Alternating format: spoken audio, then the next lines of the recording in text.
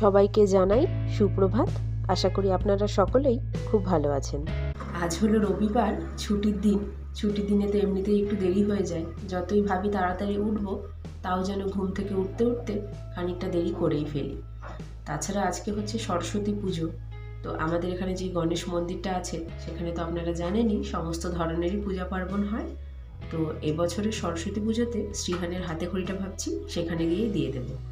তো এবছর যেহেতু পুজোটা একটু দেরিতে হবে, তাই সুবিধে হয়েছে, রেডি হয়ে ধীরে সুস্থে সেখানে যাওয়া যাবে। তো এখন ওই 9:30 মতো বাজছে। আমি একটু তাড়াতাড়ি উঠে পড়েছিলাম, সমস্ত কাজবাজ ঘরের কমপ্লিট হয়েও গেছে, আর ওরা বাবা ছেলে এখনও শুয়ে রয়েছে। চলুন গিয়ে এবার দুজনকে তুলি।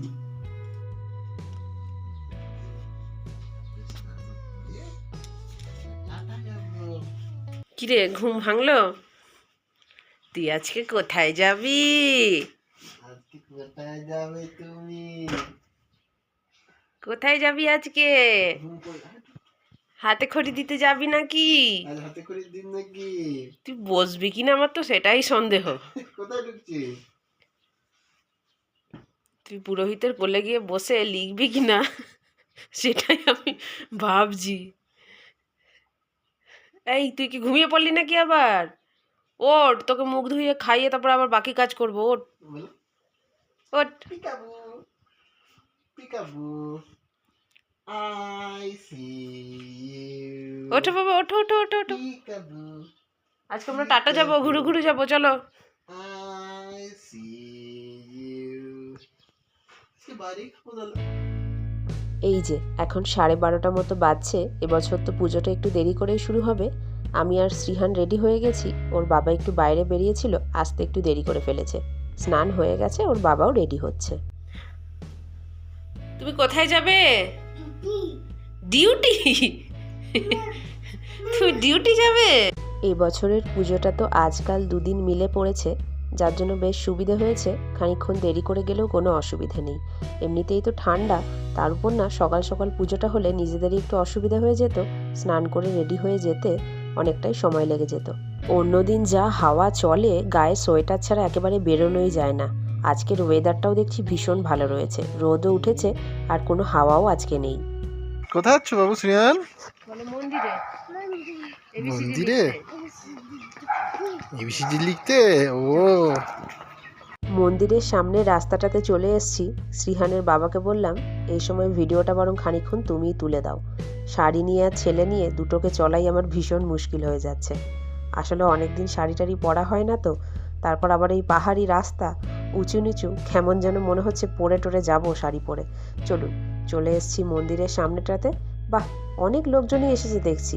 প্রথমে আমি ভাবছিলাম হয়তো বাচ্চা কাচ্চাতেই মন্দিরটা ভরা থাকবে, কিন্তু না, দেখুন বড় মানুষেরাও কিন্তু অনেকজনেই এসছে এখানে।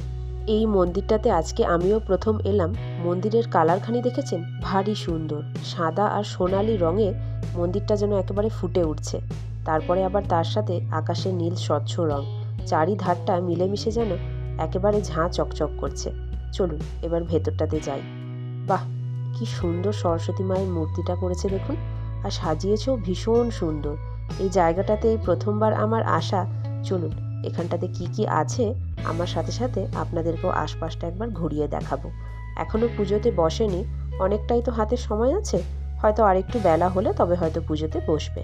ওই দেখুন, বলতে বলতে ঠাকুরমশাই চলেও এসছেন, আর তিনি হয়তো পুজোতে বসার জন্য সমস্ত জোগাড়জান্তি হাতের সামনে গুছিয়ে নিচ্ছেন। চলুন এই সময় মন্দিরের চারপাশটা বরং আপনাদের একবার ঘুরিয়ে দেখাই। এই দেখুন, যেখানে ঠাকুর রয়েছে সেই জায়গাটার মধ্যেই কিন্তু পাশে রয়েছে একদম বাঁধানো স্টেজ। আর মন্দিরের সিলিংখানি দেখুন, অসংখ্য লাইট দিয়ে কিন্তু ভর্তি হয়ে রয়েছে। আর তার সাথে কিন্তু বিভিন্ন জায়গাতে সিলিং ফ্যানও রয়েছে দেখছি। যেখানে আর কি ঠাকুরটা বসানো রয়েছে তার সামনের খানিকটা জায়গা ছেড়ে পেছন দিকে একটু ব্যারিকেড করা রয়েছে। ওই দেখুন, যেগুলো আর কি হলুদ হলুদ রং করা। তার পাশেই রয়েছে একখানি স্ট্যান্ড, সেখানে যে যার ইচ্ছে মতো ধূপ মোমবাতি ধরিয়ে রাখতে পারে। বেশ কিছুক্ষণ হয়েছে পুজো শুরু হয়ে গেছে, তো এখন পুষ্পাঞ্জলি দেওয়ার জন্য সকলকে ডাকা হচ্ছে। চলুন গিয়ে আগে পুষ্পাঞ্জলিটা দিয়ে আসি, তারপর যেটুকু অংশ বাকি রয়েছে আবার না হয় আপনাদেরকে ঘুরিয়ে সেগুলো দেখাবো। চলুন, আমাদের পুষ্পাঞ্জলি দেওয়া হয়ে গেছে। একেবারে বাচ্চা থেকে বয়স্ক অসংখ্য লোকজন কিন্তু আমাদের লটটাতে ছিল। এটা আবার দ্বিতীয়বার চলছে, যারা যারা বাদ পড়ে গেছিল তাদের আর কি আবার এই লটটাতে পুষ্পাঞ্জলি দেওয়া হচ্ছে। আর এখানে চান জল যেটা আর কি হয় সেটাই বিতরণ করা হচ্ছে। চলুন এবার আপনাদেরকে একবার বাইরের দিকটাতে নিয়ে যাই। এই মন্দিরটা তো দোতলা, চলুন এই ফাঁকে বরং গিয়ে একবার দোতলাটা থেকে ঘুরে আসি। আমার ছানাটিকে দেখেছেন, এতদিন পর এরকম একটা খোলামেলা জায়গা দেখে আর কিছুতেই হাত ধরতে চাইছে না। এ বাবা, দোতলার গেটটা দেখছি এই সময় বন্ধ রয়েছে। আমার মনে হয় ওই দোতলার পুরোহিত মশাইগুলোই নিচে সকলে চলে এসছেন, যার জন্য ওখানে দরজাটা বন্ধ রয়েছে। যাকগে চলুন এই সময় বরং এই জায়গাটারই একটু এনজয়মেন্টটা নিই। পরে আরেকদিন হয়তো সন্ধেবেলা করে আসলে তখন হয়তো দোতলাটা খোলা পাওয়া যাবে।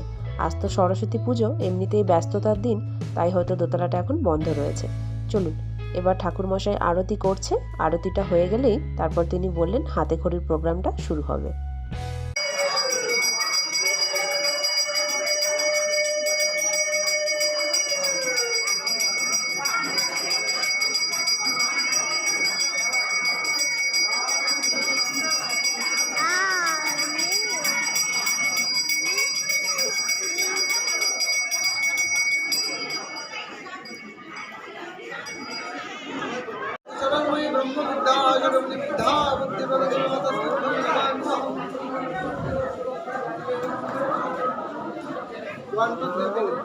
হ্যাঁ, ওদিকে দেখো।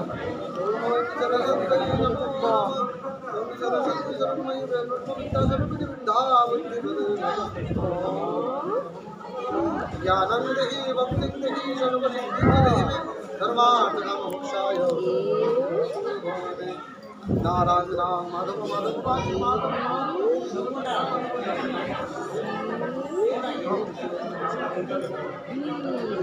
1 2 3 शस्त्रेन्द्र विद्यासभा शस्त्रमुषा विश्वपदा शस्त्र नस्त्राय कोनिष्ठने शस्त्र निहंपति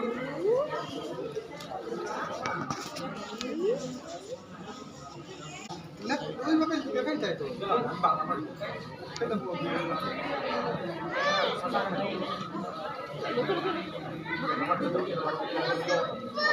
এখানে ধরো ওরকম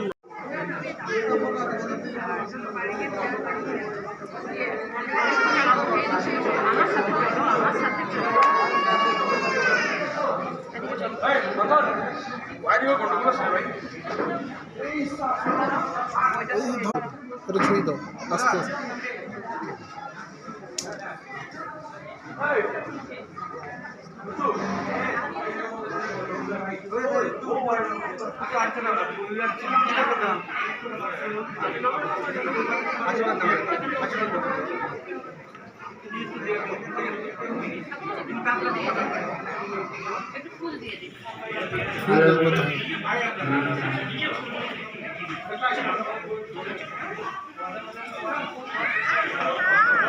চলুন একটা বড় কাজ কমপ্লিট হলো।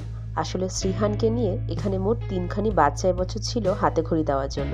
তো তাই আর কি ঠাকুরমশাই বললেন বাবা বা মায়ের মধ্যে কেউ একজন বাচ্চাটিকে লেখাতে, আর ঠাকুরমশাই সেই লেখানোর সঙ্গে সঙ্গে মন্ত্রটিকে পড়ে দেবেন। তো ঠাকুরমশাইয়ের মন্ত্র পড়ার তালে তালে আমাদেরও লেখানো কমপ্লিট হয়ে গেছে, আর তারপরে শুরু হয়ে গেছে প্রসাদ বিতরণ। তো একটু করে প্রসাদ নিয়েও নিয়েছি। বহুকাল পর আবার নতুন করে যেন এইখানে সরস্বতী পুজো করাটা দেখতে পেলাম। চলুন এবার একটু বাইরেটাতে দাঁড়াই। এই সময় রোদের তাপখানি কিন্তু ভীষণ ভালো লাগছে। আর এই দিকে এই ছোট ছোট চাঙ্গপাঙ্গ যেগুলো রয়েছে সেগুলো আবার একটু খেলাধুলাও শুরু করেছে। দাঁড়ান ওরা কি কি খেলছে সেটাও বরং আপনাদের একবার দেখাই। লাস্ট রাউন্ড হচ্ছে এটা করে যে ফার্স্ট গেমটা শুরু করে এদিকে যায় না। মন্দিরে ঢুকতেই ডান দিক করে রয়েছে নেতাজির একটি বিশাল বড় মূর্তি। ওই দেখুন ব্রাউন কালারের মূর্তিটি দূরে হয়তো আপনারা দেখতেই পারছেন। মন্দিরের এই এরিয়াটি কিন্তু বিশাল বড়। পূজা আর্চা ছাড়া অবসর সময়ে এই জায়গাটিকে কিন্তু ভাড়া দেওয়া হয়। সেই হিসেবেই পুরো প্ল্যান করেই জিনিসটাকে বানানো হয়েছে। ওই দেখুন বাচ্চা কাচ্চাগুলো এখন খেলা শুরু করেছে। কি খেলছে চলুন আপনাদের সেটা একবার দেখাই।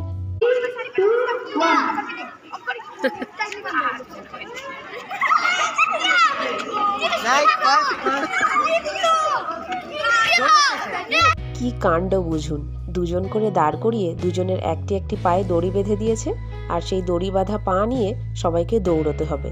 বেশ মজার কিন্তু খেলাটি। আর আমরা এখন এখানে দাঁড়িয়েছি, এখানে কিন্তু এখন খিচুড়ি ভোগের আয়োজন করা হয়েছে। এই যে সকলে এখন দাঁড়িয়ে পড়েছে। পুজো যখন দিয়েছি তখন একটু করে বরং ভোগ খাই। আসলে আজ আমরা জানতাম না যে এখানে খিচুড়িরও আয়োজন করা হয়েছে। আমাদের আজকের প্ল্যানটা ছিল একটু অন্যরকম। ভেবেছিলাম পুজো দেওয়া হয়ে গেলে তারপরে বেরোবো একটু বাইরে, আর বাইরে বেরিয়ে সেখান থেকে একটু ঘোরাফেরা করে খাওয়া দাওয়া সেরে আসব। তো এখানে যখন ভোগটা খেয়েই নিলাম, পেট তো ভরেই গেছে, আর তাছাড়া এখন 3টের ওপরে বেজেও গেছে। এই সময় বাইরে গেলে আর 1 ঘন্টার মধ্যেই পুরো সন্ধে নেমে যাবে, তো যাওয়াটাই আমাদের বেকার হবে। তাই আজকে দিনটা বাদ দিয়ে আগামী দিনের জন্য আবার তুলে রাখলাম। চলুন ব্লগটাও তাহলে আজকে এখানেই শেষ করছি। ভালো লাগলে একটা করে লাইক, কমেন্ট, শেয়ার করবেন। তাহলে সকলেই ভালো থাকবেন, সুস্থ থাকবেন। খুব তাড়াতাড়ি দেখা হবে পরের আরেকটি নতুন ভ্লগে।